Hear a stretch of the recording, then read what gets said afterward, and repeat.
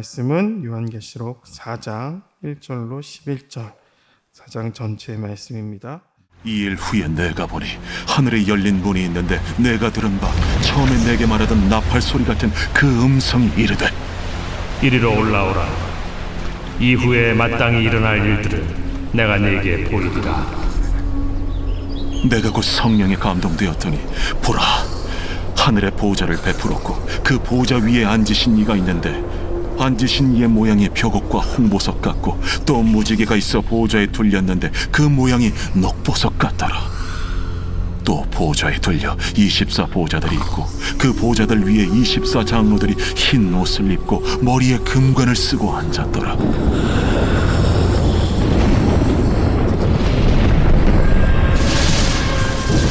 보좌로부터 번개와 음성과 우레소리가 나고 보좌 앞에 켠 등불 7이 있으니 이는 하나님의 7 영이라. 보좌 앞에 수정과 같은 유리바다가 있고 보좌 가운데와 보좌 주위에 4 생물이 있는데 앞뒤에 눈들이 가득하더라.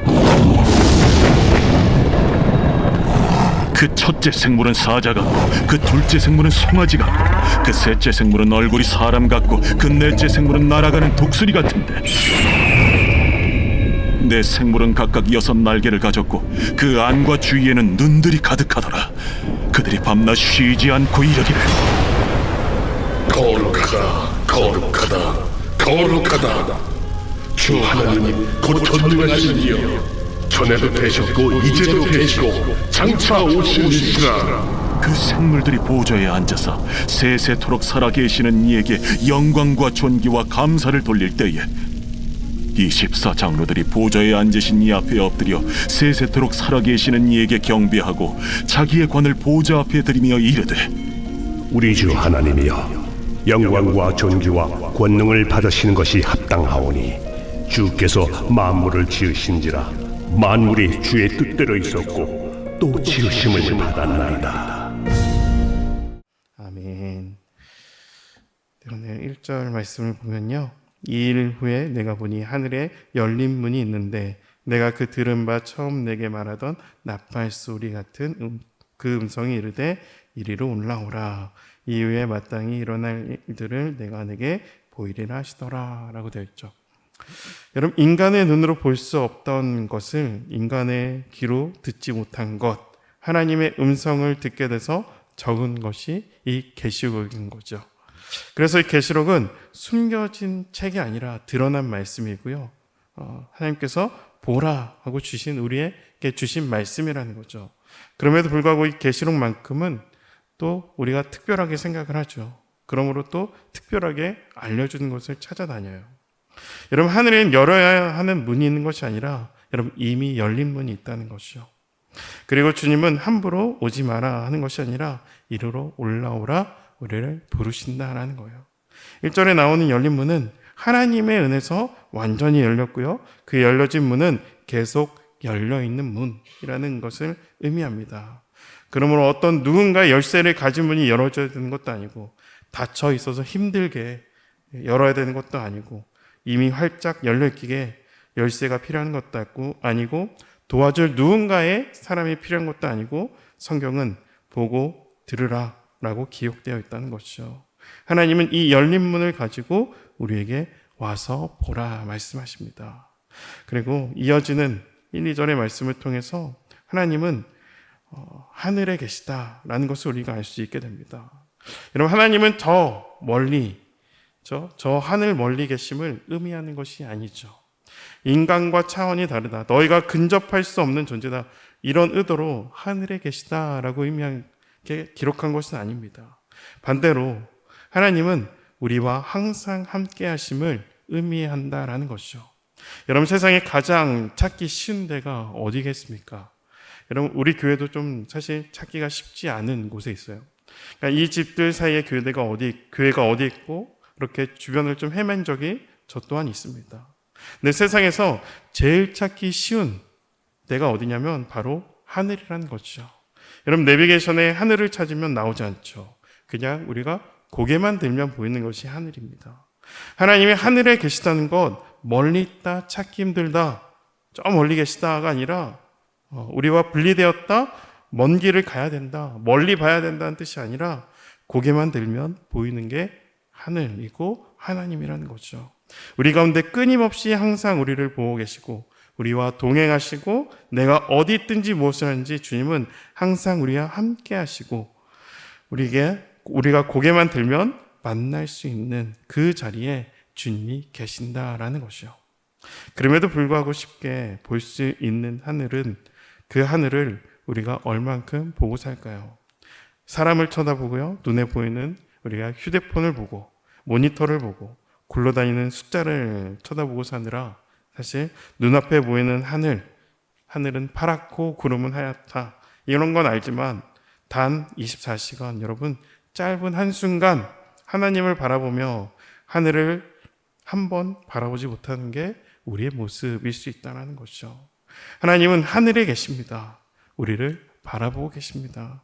내가 고개만 들고 부르면 들을 수 있으십니다. 그럼에도 불구하고 우리는 하늘 한번 바라볼 여유가 없다는 것이죠. 오늘 새벽을 마치고 여러분 나가면서 이 하늘을 한번 잔잔히 바라보십시오. 날씨가 어떤지 보지 마시고 저 하늘에 내 주님 계시네, 나를 보고 계시네, 그 임재를 경험하는 여러분 되시기를 축복합니다.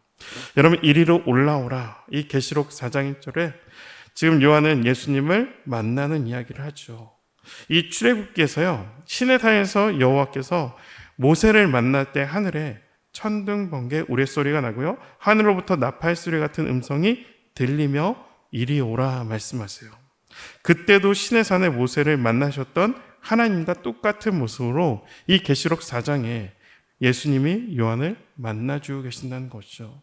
바로 모세가 만난 여호와, 이 땅에 오신 그렇죠? 예수님이라는 것을 우리가 알 수 있다는 거죠. 아버지와 아들이 한 하나님임을 알려주고 있다는 거죠.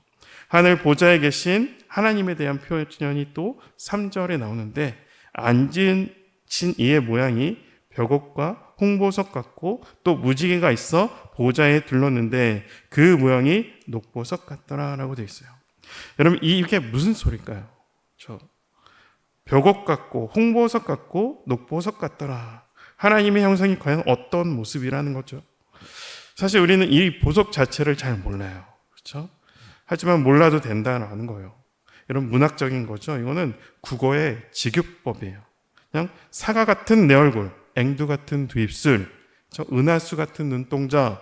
여러분 정말 사람을 사과로 그리고 입에 앵두를 그리고 눈에 막 별들, 은하수를 막 그리면 그 그림을 보고 아름답다 하기는 쉽지 않죠. 여기서 말하는 하나님은 벽옥 같고 홍보석 같고 녹보석 같다는 것은 그만큼 주님의 아름답고 존귀하고 그 가치를 설명할 수가 없고 신비롭고 존귀하다는 거죠. 제한된 인간의 언어로 설명 어렵지만 요한은 그 빛나는 보석 같은 하나님을 보았다라는 것을 묘사하고 있다는 거죠. 그러면 그 보좌의 무지개 같은 것 둘러싸였다고 표현하는데 무지개는요 성경에 딱 2번 나오는데요. 에스겔서 1장 28절에 하나님의 영광을 상징해요. 그 사망의 강체의 모양은 비 오는 날에 구름이 있는 무지개 같으니 이는 여호와의 영광의 형상의 모양이더라 라고 되어 있어요. 하나님은 형상을 가지고 있지 않고 하나님의 모양이 없는 분이라는 거죠. 그런데 하나님의 영광을 굳이 모양으로 에스겔서에서 7빛깔 무지개와 아우러져 있는 것 같은 그 보좌에 꽉 차 있음을 표현하고 있다는 것이죠. 그리고 두 번째 무지개가 나온 성경은 우리가 너무나 잘 알고 있는 노아 때 나타난 무지개라는 거죠. 내가 다시는 이 땅을 생명들을 물로 심판하지 아니했다는 그 약삭의 보증으로 있었던 무지개였다는 것이죠.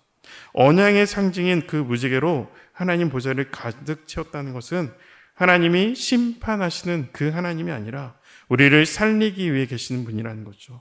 우리는 한순간도 죽을 수밖에 없는, 심판받을 수밖에 없는 죄인에도 불구하고 주님은 보좌를 무지개로 가득 채셔서 우리를 구원해 주신다라는 거죠. 보좌 주변에 4절을 보니까 24 보좌와 24 장로들이 나오고 있습니다. 여러분 24 장로는 예수님을 그리스도로 믿고 사는 성도요 교회를 뜻합니다.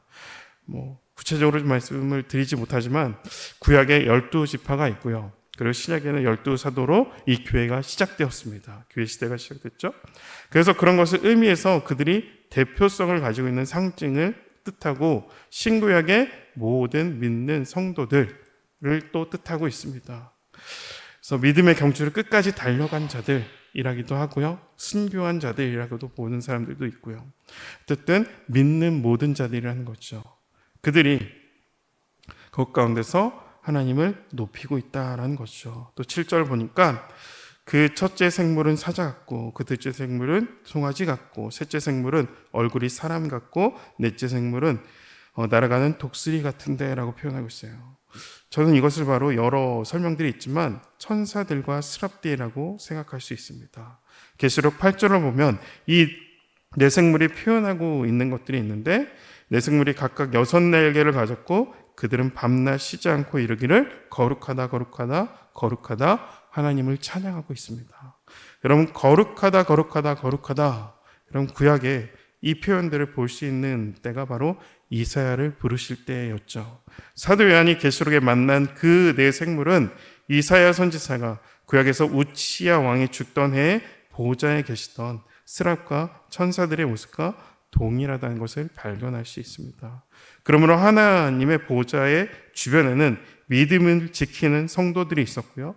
여호와의 이름을 찬양하고 이사야 시대 때부터 있었던 하늘의 천군 천사 스랍들이 여호와의 이름을 거룩하다 거룩하다 외치는 찬양이라는 거죠. 바로 그것이 예배가 가득한 곳 하늘 보좌라는 겁니다. 여러분 당시 요한이 이 책을 기록한 당시에는 더욱 핍박이 심하고 갈수록 잔해지는 그런 절망적인 시대였습니다. 세상은 갈수록 부패해가는 그나마 있었던 믿음의 형제들이 다 죽었고 희망이 점점 보이기 희미해지던 그런 상황이었다는 거죠.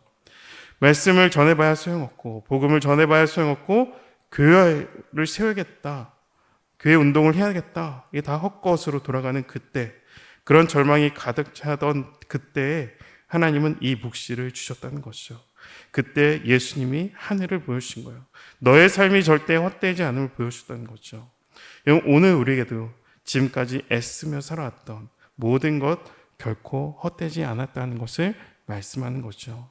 이 집안에 아무리 예배를 드리지 않고 우리 자녀들, 아들과 딸에게 나의 배우자에게서 예배가 죽어버렸고 교회에 가서 예배를 드리면 한숨만 나고 소용없다 생각하게 되고 세상의 앞에서 내가 그리스도인 것을 말하는 것 이제 낙심되고 지친다. 내가 모든 걸 애써봐야 소용없다 하는 그 깊은 딜레마와 패배주의가 우리 마음을 가득 찰 때 주님이 이 하늘 그 자체에 있는 예배를 보여주셨다라는 거죠. 여러분 아무리 현실이 우리에게 외롭게 하고 나 자신을 바라보고 초라하게 느껴진다 할지라도 여러분 우리는 하늘을 바라볼 수 있어야 됩니다. 하늘의 찬양 소리를 들으시고요. 하늘에 빛나는 그 보배로운 삶이 하나님의 영광을 바라볼 수 있어야 되는 것이죠. 그것을 보면 땅으로부터 자유함을 경험하시게 되실 줄 믿습니다. 실망스러운 사람, 여러분 세상, 교회 그런 것들이 우리를 주장하는 것이 아니라 하늘의 영광이 나의 삶을 자유롭게 할 수 있습니다. 그렇게 하나님의 영광을 바라보며 오늘 한 날도 하나님의 영광으로 가득 채우시는 여러분의 한 날이 되시기를 축복합니다. 기도하겠습니다. 하나님 오늘 말씀을 통해서 하늘 보좌의 예배의 모습을 우리가 보았습니다. 주님 오늘 하루 우리 한 시간 아니 우리 단 한순간이라도 내가 하늘을 바라며 하나님의 영광스러운 임재를 경험하게 되어지게 되므로 우리의 삶을 통해 하나님의 영광이 드러나고 또 주님을 예배하는 예배자가 되게 하여 주시옵소서. 감사드리며 예수 그리스도 이름으로 기도드립니다. 아멘.